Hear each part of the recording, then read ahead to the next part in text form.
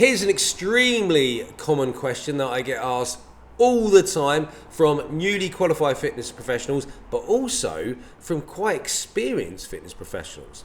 And that is, how do I stop myself getting so overwhelmed with all the things to do?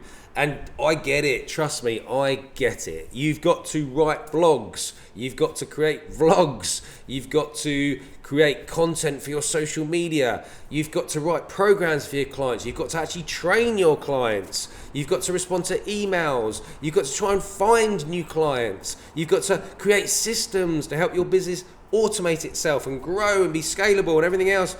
Yeah, the list just goes on and on and on. So I do sympathize, but I have found a few ways that have made my life much, much easier while still growing my business and making it really enjoyable as well. So I'm going to share it with you. Now, I can sum it up into three things, really. Three important things that I do. Number one is I prioritize. And it sounds easier said than done, but you will get better at this. So every time I do something, I ask myself, is this the most important thing I should be doing right now, today? And I promise you,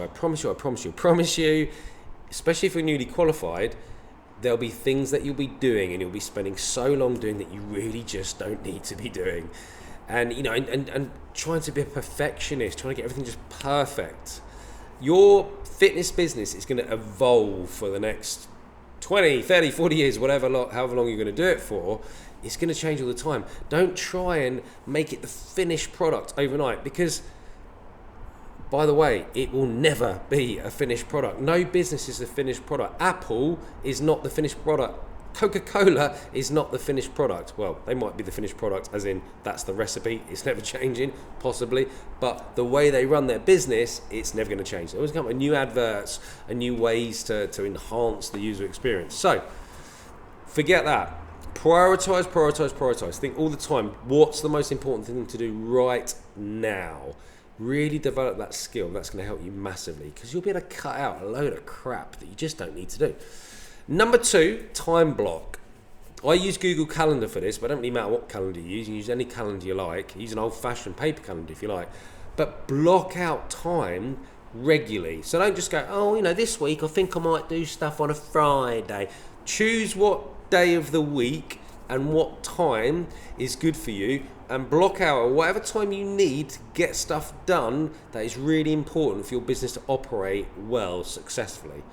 So, give an example. Wednesdays is my content creation day. Wednesdays is where I get all that stuff done. So I will write my weekly emails.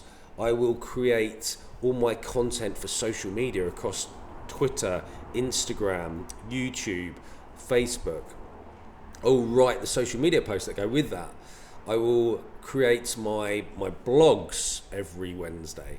So there's a list of things that I do that happen every single Wednesday, and it's non-negotiable. So if somebody tries to book me on a Wednesday, they can't. So now, don't get me wrong, I'm sure if there's going to be circumstances where if it was dire importance, then yeah, I'm going to move it to another day. But that's exactly what I would do. I'd check my calendar and I'd move all that stuff to another day. Another reason I use Google Calendar is because I use the tasks option.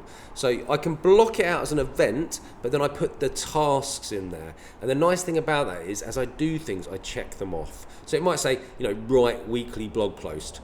And when I do it, I check it off and it puts a line for it and it's done. I don't have to worry about it. And those things will just build up if I don't check them off. So I like that. Check out the task function in Google Calendar. So prioritize, time block. And the third thing I do is I say no. That's quite an important one. I say no. And this was hard for me, especially when it comes to saying no to ways of earning money. So I used to do a lot of work for some other organisations like Brighton and Hove Albion. And some other training providers. They used to subcontract a lot of stuff to Storm Fitness Academy. I used to do a lot of work for them, and it was good money. It paid me well. but it distracted me from working on my thing, my own thing, and I just had to say no to that. And there's other things that you're going to learn to say no to, and that's, I mean, certainly doing things that you really do not like, that suck the life force out of you, and that's working with customers that you just don't gel with, just not a good fit. Saying no to them as well, not working with them, because trust me, it's just not worth the money. So start thinking about how you can prioritize every task you do. If it's not important, don't do it. If it's not the most important thing, don't do it. Check out a book on that. Eat a frog, eat this frog, something like that. It's a book on prioritization. The One Thing, another good on prioritization. Check that one out. Time block, use a calendar, make sure you block out time so you've always got that time. You've got no excuses then that you haven't done this stuff. And then the third thing, as I said, was, get you saying no. So I hope that was very helpful.